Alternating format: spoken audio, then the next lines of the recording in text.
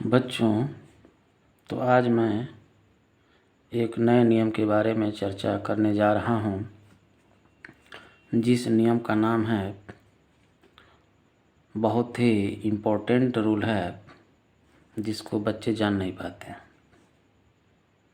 पहला है इट और दूसरा है देयर।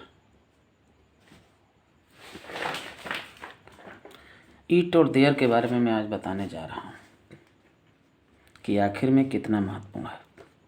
सबसे पहले हम ईट की चर्चा करेंगे। देखिए, जो ईट होता है यह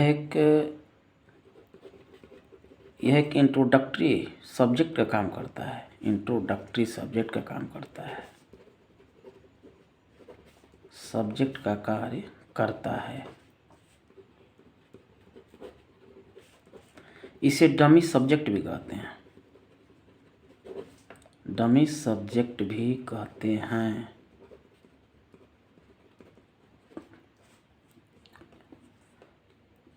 यही काम देयर भी करता है। देयर क्या है? यह भी वाक्य में एक डमी सब्जेक्ट का काम करता है। सब्जेक्ट का कार्य करता है। बहुत ही आसान भाषा में बच्चों हम समझाना चाहें तो जिस तरह से पुतला होता है जिसके अंदर जान और प्राण नहीं होता है, उसी तरह से ईट और देयर काम करते हैं। एक दूसरे एग्जाम्पल के माध्यम से अगर हम समझाएं तो जिस तरह से अगर किसी लंगड़े को बैसाखी की आवश्यकता पड़ती है, डंडे की आवश्यकता पड़ती है, उसी तरह से अगर कोई सेंटेंस लंगड़े हैं अर्थात जिनके अर्थ पूरा ना हो, वे वाक्य जिनके अर्थ पूर्ण नहीं हैं, उनके लिए डंडे या बैसाखी की आवश्यकता पड़ती है। तो इस तरह से अंग्रेजी में दो बैसाखी हैं, अर्थात ये दो जो है डंडे हैं जो लंगड़े व्यक्ति को सहारा देने का काम करते हैं, देने का कार्य करते हैं। तो यहाँ व्यक्ति का मतलब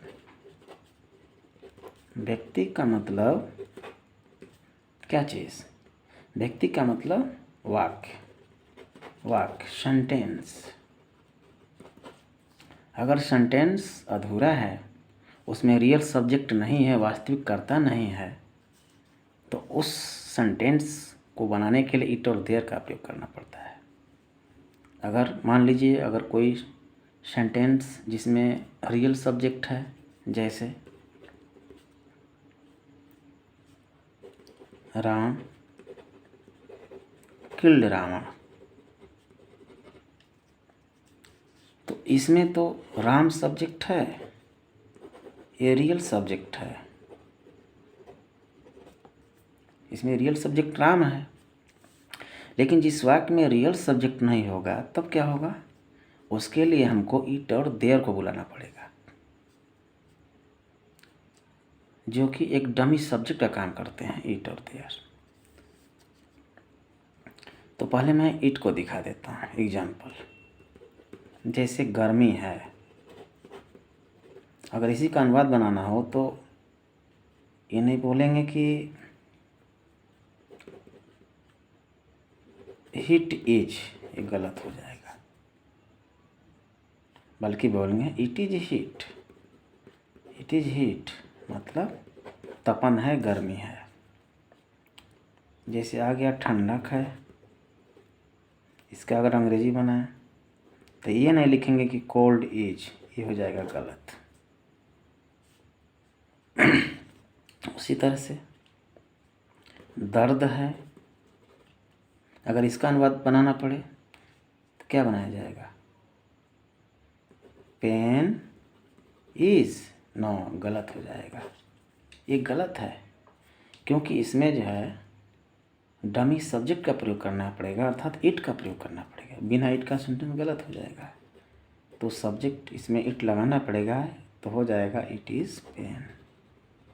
अब ये सेंटेंस सही हो गया। इस तरह से ढेर सारे बच्चों एग्जाम्पल हैं जो मैं बताना चाहता हूँ इट के बारे में, जो मैं आपको दिखा रहा हूँ कई तरह के एग्जाम्पल। सबसे पहले मैं दिखाना चाहता हूँ इट के एग्जाम्पल। जैसे इट का प्रयोग निर्जीव के साथ होता है, ये तो बात क्लियर है। और भी एग्जाम्पल देख लीजिए। जैसे यह पेन है, this is a pen, correct है। इट इज ए पेन, ये भी सही है। वैसे यह एक कलम है, इसके लिए दिस इज ए पेन भी लिख सकते हैं या इट इज ए पेन लिख सकते हैं, कोई दिक्कत नहीं है। वैसे इट के और एग्जाम्पल देखिए। इट का प्रयोग सब्जेक्ट की तरह होता है, बात सही है। जैसे it is Monday today, today is Monday नहीं, अगर टुडे इज मंडे बनाएंगे तो सेंटेंस गलत हो जाएगा। करेक्ट होगा इट इज मंडे टुडे, क्योंकि यहाँ इट का प्रयोग करना पड़ेगा। और एग्जाम्पल जैसे है इट वाज हॉलीडे यस्टरडे, कल छुट्टी थी, ये सेंटेंस सही है। अगर बच्चों अगर ऐसे बनाएंगे कि यस्टरडे वाज हॉलीडे, तो गलत हो जाएगा, क्योंकि इसमें इट का प्रयोग करना पड़ेगा, क्योंकि ये सेंटेंस लंगड़े हैं, अर्थात इसके अंदर रियल सब्जेक्ट नहीं है। इसलिए मजबूरी में हमको इस लंगड़े सेंटेंस को सहारा देने के लिए इट का प्रयोग करना पड़ेगा। जैसे और एग्जाम्पल देखिए, 2 दिन हो गए हैं, तो इसका होगा इट हैज़ बीन 2 days। अगर इसको बना देंगे कि 2 days हैज़ बीन, बच्चों तो ये हो जाएगा गलत। सही होगा it has been 2 days, it का प्रयोग होगा, क्योंकि सेंटेंस के अंदर सब्जेक्ट नहीं है। इसलिए हमको जो है डमी सब्जेक्ट लगाना पड़ेगा, इट लगाना पड़ेगा, क्योंकि लंगड़े सेंटेंस को सहारा देने के लिए हमेशा इट का प्रयोग किया जाता है। जैसे 2 साल हो गए हैं, इट हैज़ बीन 2 years। मुझे मिलते हुए 2 दिन हो गए हैं, it has been 2 days to me meeting. Ram को मुझसे मिले हुए 2 साल हो गए थे। It had been 2 years to Ram having met me. जैसे 2 मिनट लगते हैं, इट टेक्स 2 minutes। ऐसा नहीं बोलेंगे कि 2 minutes टेक्स। अगर लिख देंगे कि 2 minutes टेक्स, तो ये हो जाएगा गलत, क्योंकि बिना इट का सेंटेंस गलत हो जाएगा बच्चों। फिर और एग्जाम्पल आपको दिखा रहे हैं बच्चों। जैसे इट के बारे में और मैं आपको बता देता हूँ। यूज ऑफ इट, ये क्या है? तो एज ए प्रोनाउन, ये एक सर्वनाम है। Can be real subject with an explicit antecedent, but as a dummy subject it helps change the position of the subject for a basis. मैंने कहने का मतलब इट का प्रयोग जो है एक प्रोनाउन के रूप में, सर्वनाम के रूप में किया जाता है, और इस तरह से इसको डमी सब्जेक्ट के रूप में जाना जाता है। डमी का मतलब होता है एक तरह से दिखावटी करता, घास फूस वाला पुतला। जिस तरह से खेत में घास फूस का पुतला होता है, उसी तरह से जो है ईंट जो है घास फूस का पुतला होता है। मतलब इसके अंदर कोई प्राण नहीं होता है, मतलब ये रियल सब्जेक्ट नहीं होता है। जैसे और एग्जाम्पल है, it is important to brush your teeth from time to time. समय समय पर आपको दांत साफ करना जरूरी है। इट इज़ इम्पोर्टेंट, यह महत्वपूर्ण है, टू ब्रश योर टीथ, अपने दांतों को साफ करना, फ्रॉम टाइम टू टाइम, समय समय पर। देखिए इसमें बच्चों इट का प्रयोग हुआ है।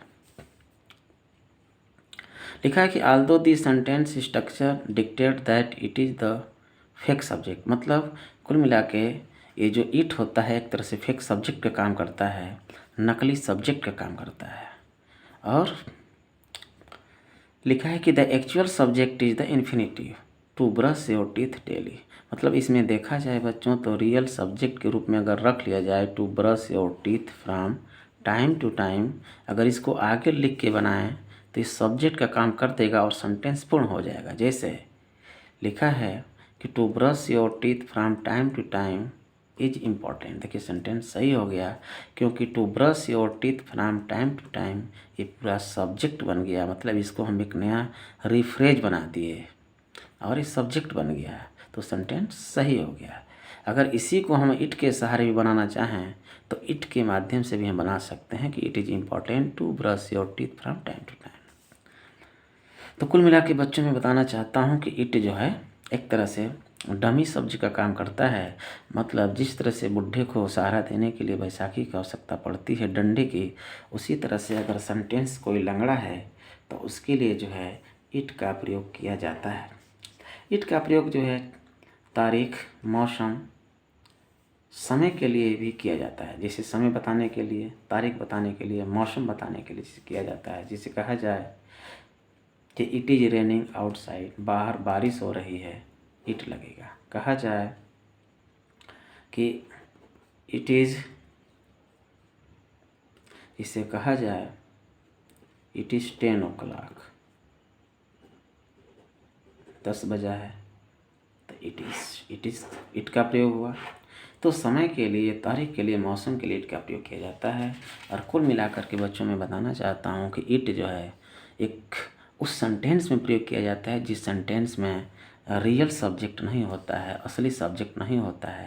अर्थात जो सेंटेंस लंगड़े होते हैं उनको सहारा देने के लिए इट का प्रयोग किया जाता है।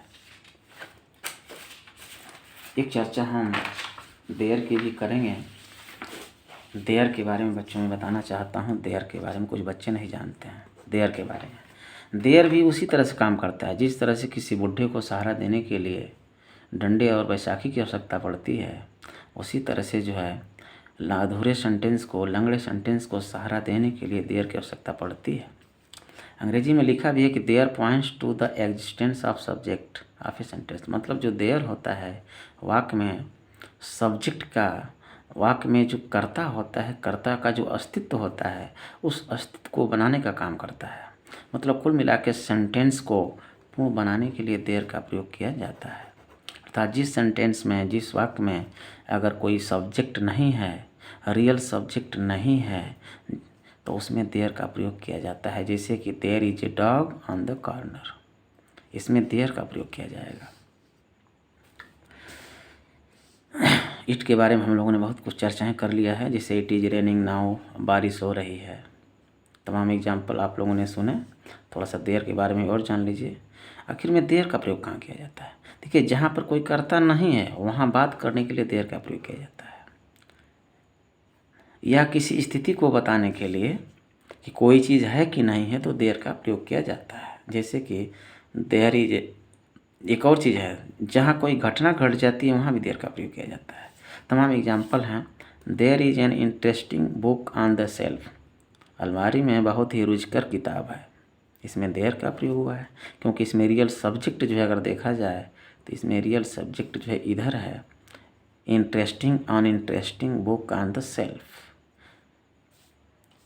तो इसको, इस सेंटेंस अधूरा है, यहाँ पर देयर लगाना पड़ेगा, बिना देयर का नहीं हो पाएगा। अगर कहा जाए there were 20 people at the meeting, meeting में 20 लोग आए थे, 20 लोग आए थे, 20 लोग हाजिर थे, तो वहाँ असली यहाँ पर जो सब्जेक्ट है इधर है 20 पीपुल, और पीपुल के अनुसार यहाँ वर लगा है बहुवचन। जबकि यहाँ पर एक इंट्रोडक्टरी सब्जेक्ट की मांग हो रही है, मतलब डमी सब्जेक्ट की, इसलिए देयर लगेगा। बिना देयर का सेंटेंस नहीं बन पाएगा। क्योंकि बच्चों, बार बार मैं बता रहा हूँ कि जो सेंटेंस अधूरे होते हैं, जिनमें रियल सब्जेक्ट नहीं होता है, उसमें इट और देयर का प्रयोग किया जाता है। अर्थात लंगड़े सेंटेंस को पूरा करने के लिए इट और देयर का प्रयोग किया जाता है। जैसे कहा जाए, देयर का एग्जाम्पल है वंस अपॉन ए टाइम, एक समय की बात है, देयर वाज ए किंग, एक राजा था।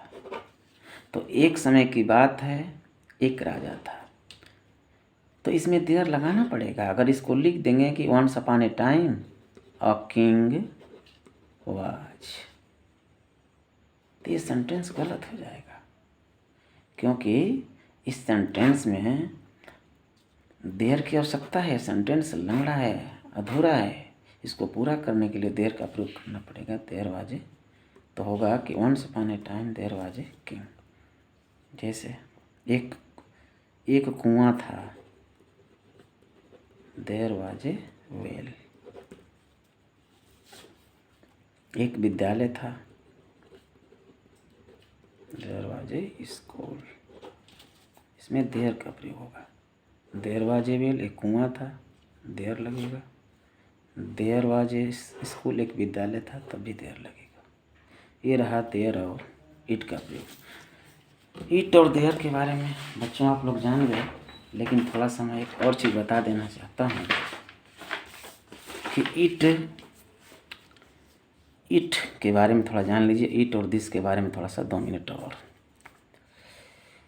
इट और दिस एक नई चीज़ जान लीजिए। ये दोनों का अर्थ है यह। फर्क यह है कि दिस का प्रयोग सजीव और निर्जीव दोनों के साथ होता है, जबकि इट का प्रयोग केवल निर्जीव के साथ होता है। मतलब लिखा है कि इट और दिस दोनों का अर्थ है यह। फर्क यह है कि यह दिस का प्रयोग सजीव और निर्जीव दोनों के साथ होता है, जबकि इट का प्रयोग केवल निर्जीव के साथ होता है। उदाहरण, यह एक पेन है, this is a pen, correct है। It is a pen, correct है। दिस इज लव, करेक्ट है। इट इज लव, करेक्ट है। लेकिन अगर कहा जाए कि it is mother who has cheated you, नहीं, it is Mohan, sorry, it is Mohan who has cheated you, यह मोहन है जो तुमको धोखा दिया है, इसमें इट का प्रयोग हुआ है। ये सेंटेंस गलत हो जाएगा। यहाँ होगा this is Mohan who has cheated you, क्योंकि दिस का प्रयोग बच्चों सजीव के लिए होता है, यहाँ दिस लगेगा। थोड़ा ध्यान देना है कि इट का प्रयोग जो है, दिस का प्रयोग सजीव और निर्जीव दोनों के लिए, जबकि इट का प्रयोग केवल निर्जीव के लिए होता है। ध्यान देना है। इट का प्रयोग सब्जेक्ट की तरह होता है, ये तो अभी चर्चा हो गई है। इट इज़ मंडे टुडे, सही है। अगर लिखें टुडे इज मंडे तो गलत हो जाएगा। तो ये रहा इट और देयर का प्रयोग। बच्चों जान गए कि इट और देयर जो होते हैं लंगड़े सेंटेंस को सहारा देने के लिए प्रयोग किए जाते हैं। इट और प्लस देयर जो अधूरे सेंटेंस हैं उनको पूरा करने के लिए इट और देयर का प्रयोग किया जाता है। जबकि थोड़ा सा एक नया चीज़ ये भी मैंने बता दिया कि इट और दिस में एक नया चीज़ जान गए कि दिस का प्रयोग सजीव और निर्जीव दोनों के लिए होता है और इट का प्रयोग केवल निर्जीव के लिए होता है। तो आज इतना ही बच्चों।